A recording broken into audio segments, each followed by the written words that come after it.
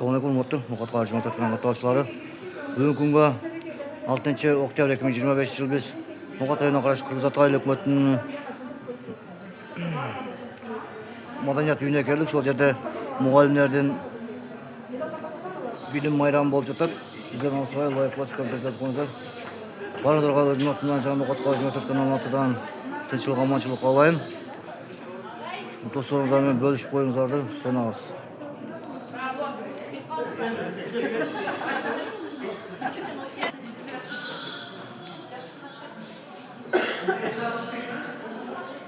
Kırgız Ata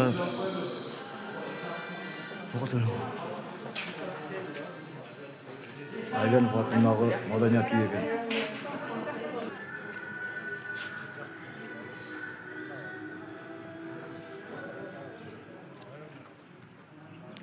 Айыл өкмөттөр.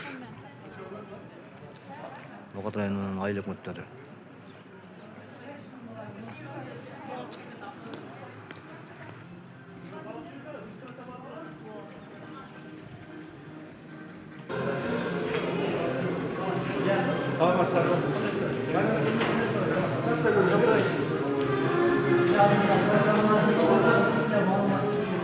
Hazır mekteplerde bayağı kitap okunuyor, kitap okunuyor. Hazır bilirsiniz, ошол kitaplar boyunca atayın жасалмайтын koyuyorum. Ал жерде бардык класстардын китептери бар.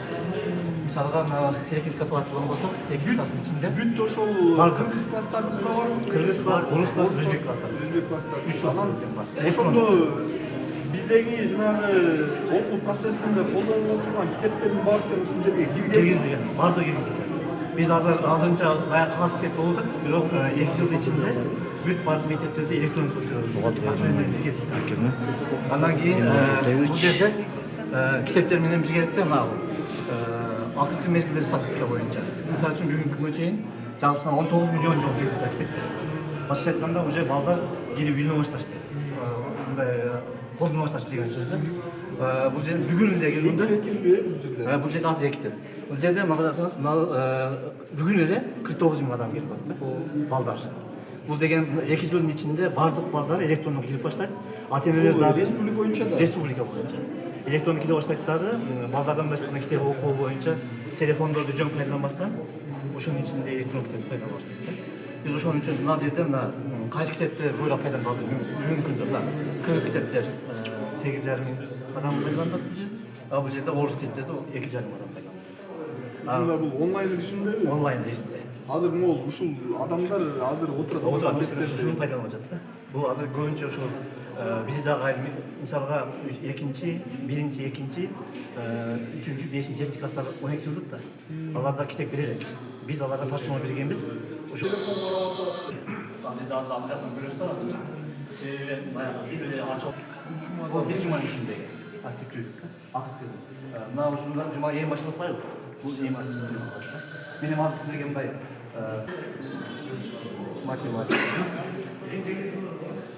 Могул азыр ошондо биздин Кыргызстанда ушул 5-класста ушул 3 китеп менен окуп 3 китеп. Булар эм чыгып атат. Мындай эм келип атат да. 12 класс бул. 5-класс. Кантип чыгып деген? Атайын агатылыгы педагог критикасын порталы иштеп чыккан. Бул жерде ошол бардык ошол билим берүү системасындагы маалыматтык билдирүү портал катары. Бул жерде министерствонун жаңылыктары, бала бакчанын, ошондой эле мектептин мугалимдеринин реестри, ошондой эле бала бакча жана мектепке кабыл алуу порталы ушул жерде. Ошондой эле сону айтканбы, азыр ушунда ошол студенттери колдонуп аткан, андан кийин биз колдонуп аткан электрондук күндөлүк, андан кийин электрондук күндөлүк жана окуушунун күндөлүгү 2014 жылдан бери аттестаттар, көлүктөр ошол реестрге түшкөн. Эгер бала республика боюнча бул портал ошол республика боюнча азыр ошол жылдары бүткөн бүтүрүүчүлөр өзүнүн түндүк аркылуу аттестаттын көлүгүн ошол жерден көрсө болот. Ошондой эле жогорку окуу жайларга, кесиптик окуу жайларга кабыл алуу. Андан кийин элүү стипендиясы бул ошол системалар, лицензиялоо системасы, андан кийин азыркы сиздер көргөн электрондук китепкана, андан кийин акылы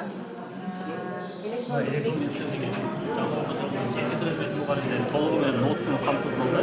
Алтын газга аталышындагы адам экендик өндүрүштөгү алтын газ ноутбугу. Көрсөңүздөр болот. Чакан жана компактный. Немesi кандай экен? Технический характеристикалары. Teknik karakteristikası negizинен Канча памяти? памяти 256 гигабайт, SSD. Оперативкасы 8 гигабайт.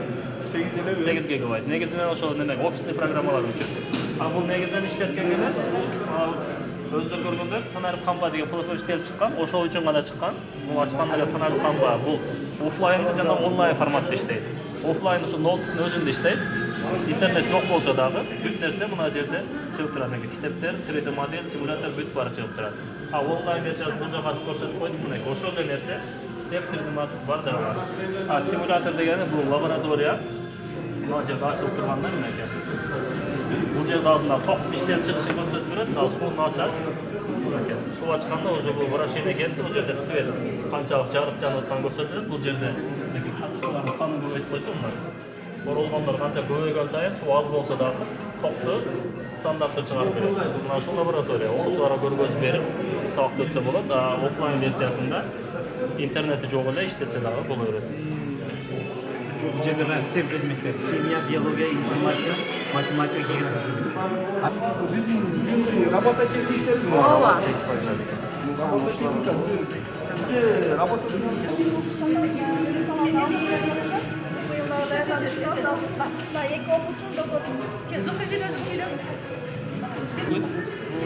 Жана бул электр тогу менен жүрөт. Азыр кыска электр тогу менен жүргөн трактор жок болот. Рингтерде aslında kamerası var. Hiç kандай adamsız işleyip bu. Buna uzaktası kasılkası. Kasılkası işleyip dursun.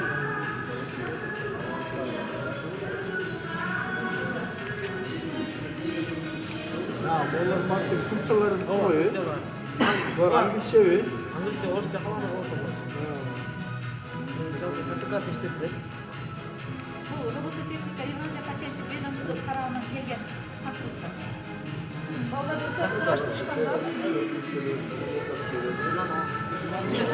Өз жүрөбү? Коркпо сага берет азыр ойноп байлайсың азыр. Tünele girip gitse günde kanka olur. Şu an Nereye bu zarat жетет да, күндө чыкчайын жасаң.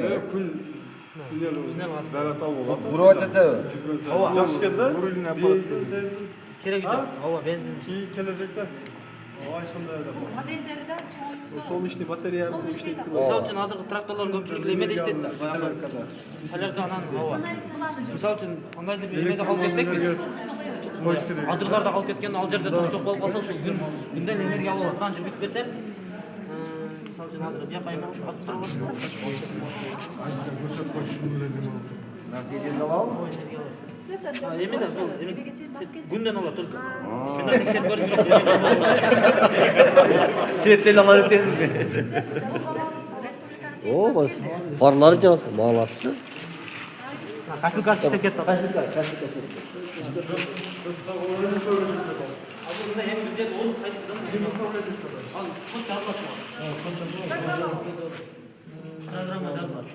программа жазсаң негизги кызматы мүмкүнчүлүгү чектелген адамдарга жардам берет. Ал эми экинчи кызматы болду азыркы учурда баягы стройка иштери болуп атпайбы?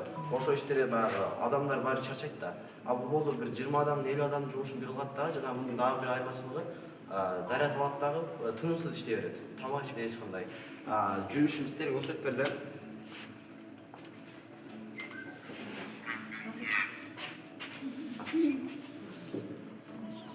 Ана муну ошо кармагычы мисалы бир объект алды да, анан мунун объект алгандан кийин бул жакта курашылганда бул жакта чиптери өзүнүн камералары бар. Асты жагында өзүнүн тоскоолуктарын көрөт да, өзүнө зыян алып келе албаш үчүн астында тоскоолукту көзү автоматтык түрдө өзүнүн эмесин балыктын баш жака буруп берет. программасы кандай? Bunun programmасы бизде ноутбуктар аркылуу түзгөнбүз. Ноутбукта бунун Trick Studio деген өзүнүн приложениясы бар. Ошонун ичинен биз же баягы эмелер менен түзөбүз, алгоритмдер менен. Болбосо эгер түшүнгөн болсок JavaScript тили менен да түзөбүз. 24 окуучу келет. Эки группа.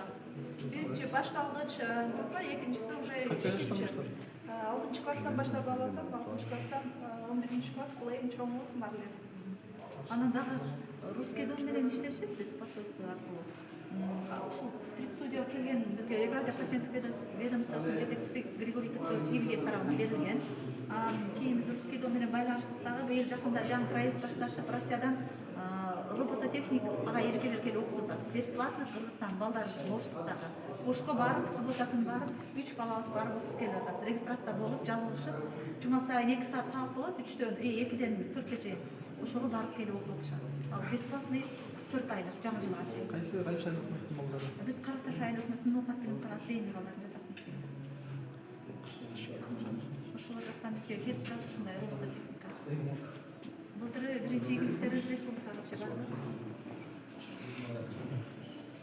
Агайдыкын болсо шашпай мен обязательно чип кереп туруп агайдын сүрөттөрүн сөзсүз ал искусствонун жанында токтош керек шашпайчы. Ой ага сөзсүз.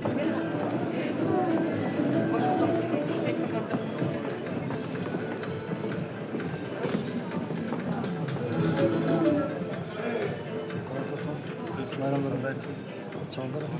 Bayramda